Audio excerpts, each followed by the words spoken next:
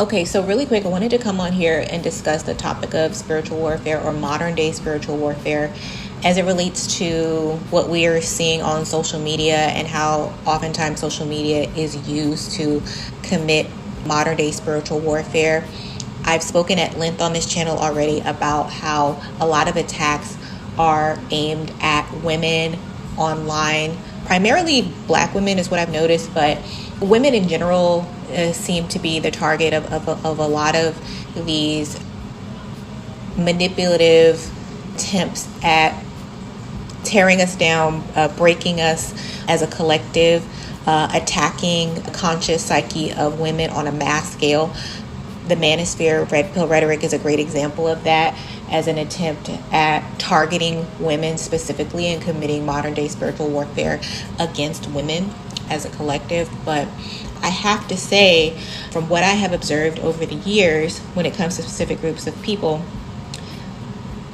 Black women specifically seem to be an ongoing target for a lot of individuals, especially coming from their male counterpart.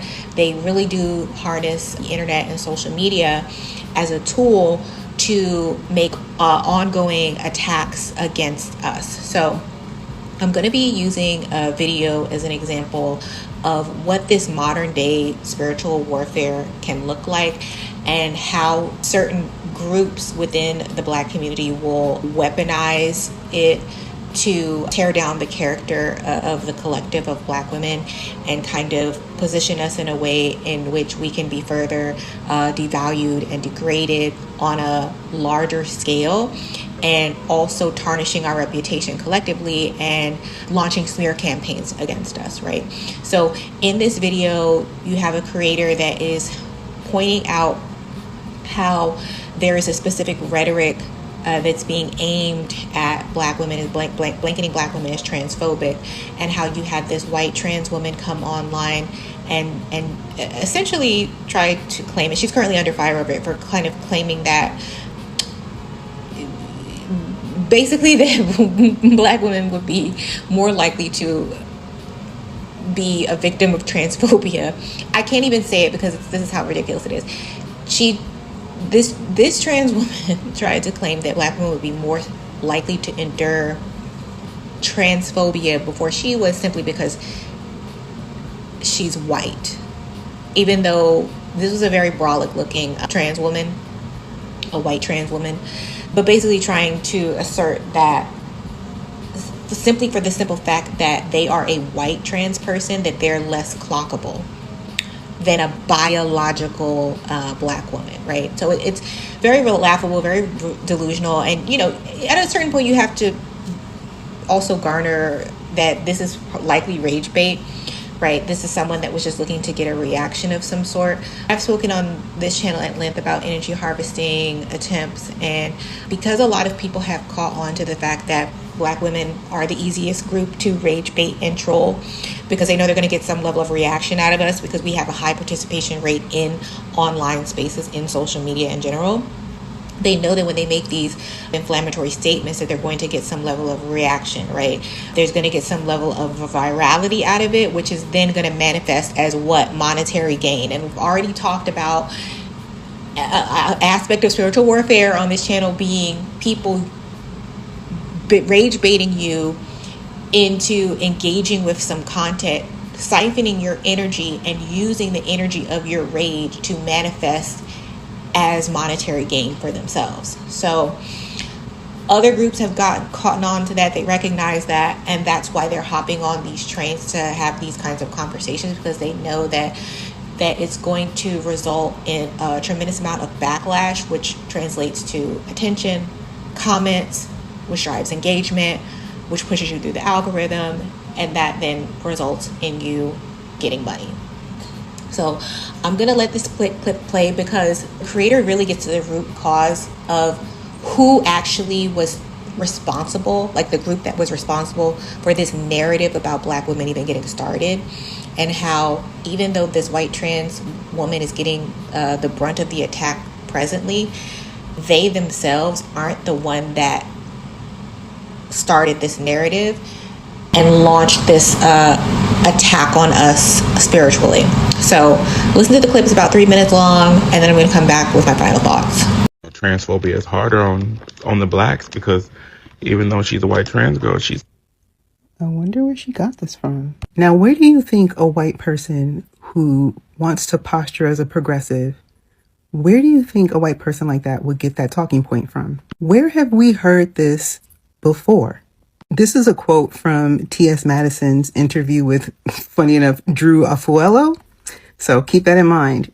T.S. Madison says, if you're a dark-skinned black woman, Madison explained to TikToker Drew Afuelo on her podcast, you've got to chill on the transphobia because you're first in line.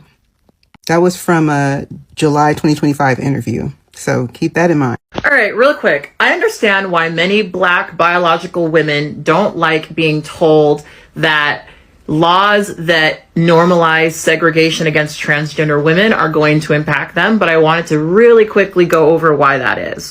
So a lot of people, when they hear this discourse, they immediately think that what's being said. Personally, I like how Kat couldn't even say biological women without the dismissive quotation marks. Yeah, somebody gave progressive whites permission to believe this and to repeat it. And I think it's the group that a person like them would believe is the most oppressed. And you know something I've noticed for a long time, like long time, like early internet days, is that oftentimes when a black trans woman transitions, if you see pre-transition photos, they're significantly darker than they are after they transition. I mean, I'm not talking like Ambi. This is not your grandma's Ambi. It's not. And certainly their colorism would be learned behavior as it is amongst people of color globally, right? But the way that the colorism manifests in their transition is notable. And citizens of TikTok, you don't have to adopt my interpretation of this, but I do encourage you to sit in on lives and even join lives that involve black trans women and listen to them talk about race and black women in general. It will not be difficult for you to understand why that person, I don't even know the person's name, why they said what they said with such confidence. The position of women in any patriarchy is directly tied to their association with men of their class or caste or race or social group within that society. And how the men in that group treat those women tell you much more about how they feel about themselves and their social position and what those women reflect back to them about who they are. Women as the bearers of life, as the transmitters of culture, and as the people who deliver humans who look like you into the world.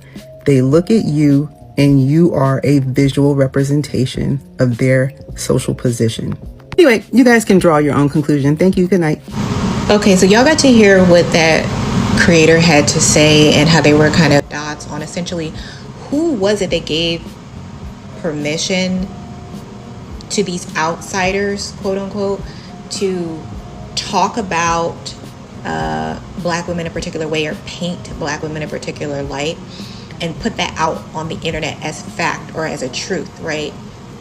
Because one thing I don't think that people realize enough is that words mean things, right? And they're spells in and of itself. So the purpose of continuously driving a certain narrative or repeating a certain rhetoric over and over again, the point of that is to foster that as some sort of truth or create kind of a belief system around that, creating an egregore, if you will, that you're hoping to stick and resonate with enough people to where it becomes true because you kept repeating it as such, right?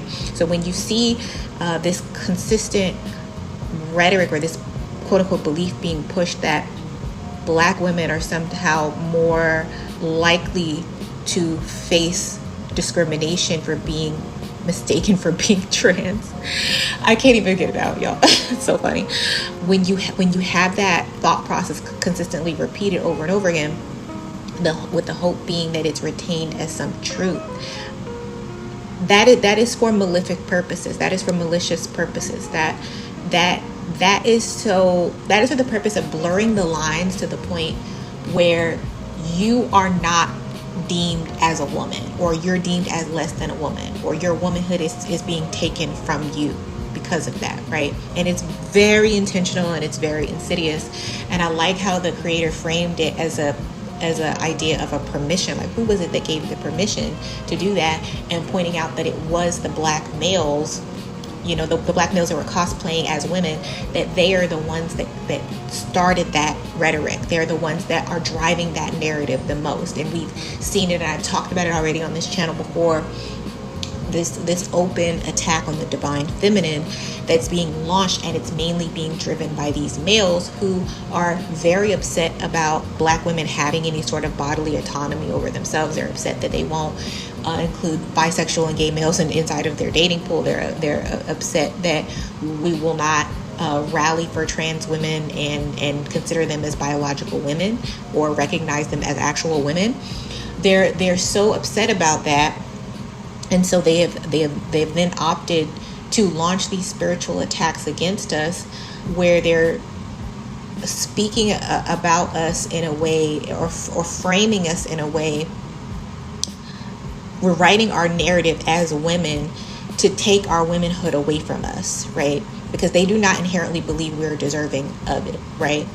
And they're using all of these tactics of repetition, utilizing social media as a tool to further degrade, devalue us, and tarnish our character, right? Tarnish our reputation,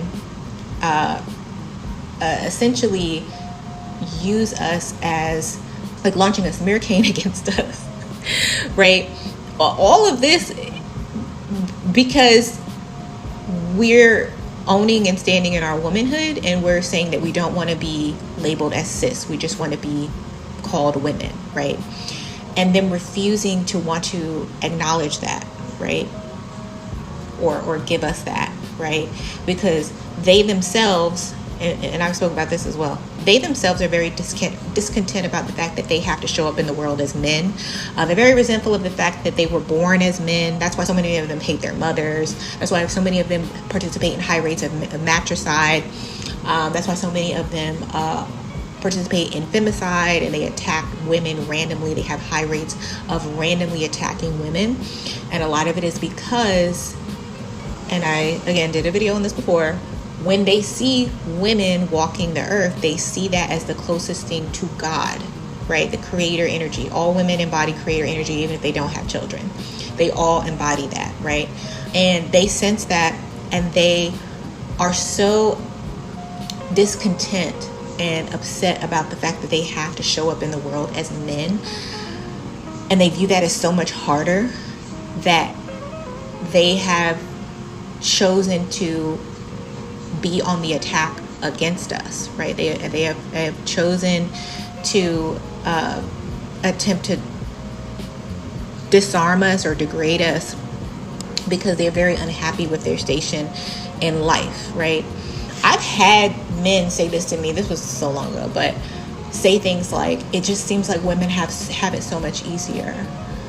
You know, I wish I could have been born a woman, because then I would finesse men, or I would do this, or I would do that. And the fact that you'll have males that really think like that, they really believe that if they were to reject their manhood, that, and then embrace womanhood, or take on the persona as a woman, cosplay as a woman, that somehow their life would become significantly easier, that in and of itself is a rejection of life itself, right?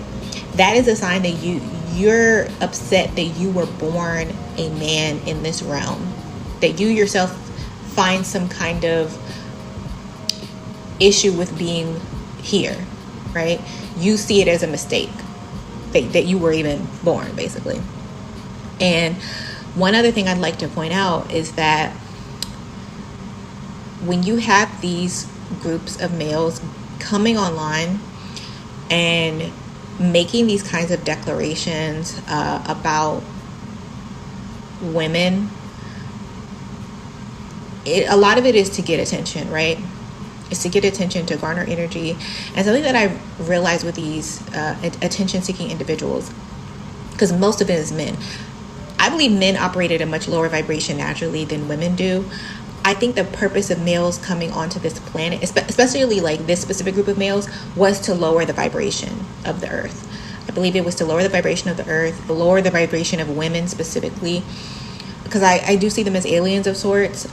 But by lowering the vibration of the people on the planet, the women of the planet, it was allowing them to make us more malleable, because you're more easily manipulated when you're operating from a lower state of consciousness. When you're at a lower vibration, you're much easier to control than when you're at a high vibratory headspace, because you're able to you're able to see actual nuance. You're able to see the gray area of life. You're not in a constant state of fight or flight mode. You're not in survival mode. You're able to think rationally. You're able to think logically. You're able to think from a non-emotional standpoint, because you're thinking clearly and rationally. And most of the time, males in general, they don't prefer women to be operating in such a state, because when you are operating from a less emotional standpoint, you're a lot less easier to control. That's why you have people like pimps or manipulative males in general. They're always going to target women who are already broken or have a fractured psyche, or dealing with some kind of insecurity, or seeking outward validation, or they're always going to gravitate towards those type of women because they're more malleable. They're easily controlled. And the reason that they will come online and they'll make these scandalous declarations about large groups of people is because they know that they're going to get a decent reaction out of select people. They're going to get that emotionally charged response that's going to give them the energy that they need to manifest monetarily, because the low vibratory beings, they are very low in energy. And I'm going to link a video to a creator who did a really great deep dive into one-dimensional and two-dimensional conscious levels, and how most individuals operating on the 2D are narcissistic. But in the video, she just did a really great job explaining how anytime these lower vibratory beings, she considered them to be narcissists, lower level entities, a lot of the times they're only able to extract from people existing on the 3D. People that are, I guess, some people will call them NPCs. I'm trying to get away from calling people that. I like to say normies or mainstream thinkers, but essentially the kind of people who don't really question reality all too much. The individuals operating on one-dimensional or two-dimensional consciousness, those lower level entities, they're such low energy, they can't extract from conscious levels significantly higher from them, because they are already privy to how they get down. So they will only be able to extract from the 3D. And a lot of the times when you have someone operating on the 3D that rises in conscious levels, it's because they've had some level of an encounter with a two-dimensional being, a narcissist usually. And that narcissist is who sparks the awakening in them. And it causes them to question their reality and begin to wonder, what was that, right? That whatever it was that the individual that I just had that interaction with, who just put me through hell, that's not human being. That's a lower level entity. That's someone operating at a significantly lower vibration that is not myself, right? And that's what causes that person to end up going on their seeker journey, where they seek to elevate in conscious levels, and they seek to go beyond the 3D realm, right? But that's not something that you really get to experience until you encounter these two-dimensional beings, these narcissists. And then once you reach a certain level of consciousness, you see them for who they are. You see them for what they are. You see the tactics that they launch against people. I see these trans creators that they have these going back and forth, and these energy harvesters, these energy siphoners that have these interactions with people online all day long, and they kind of mainly live and exist and thrive in internet spaces, in online spaces. When you are privy, when you reach a certain level of consciousness, and you can recognize those tactics for what you can recognize these people for who they are and what they're doing and what is the purpose of them doing it, and how the point is to manipulate the people operating on the 3D, within the 3D realm. Their purpose is to manipulate them, to get them to operate the way that they want them to, right? And to view us, women, the way that they want us to be viewed, right? In order to maintain some semblance of control. In order to do that, they have to be able to manipulate the conscious of the collective. They have to be able to create these false narratives and rhetorics to smear the reputation of whatever group they're targeting. And in this instance, it just so happens to be that the primary op that Black women have to deal with a lot of the time in this realm is going to be the Black male in any form. Even when they attempt to cosplay as women, right, to co-opt womanhood from Black women, they're still aiming to destroy us in some way, shape, or form. And I just felt like this was such a prime example of what modern day spiritual warfare looks like when these attacks are launched at us. And it's something that a lot of women in general need to be conscious of and aware of. So that's the video.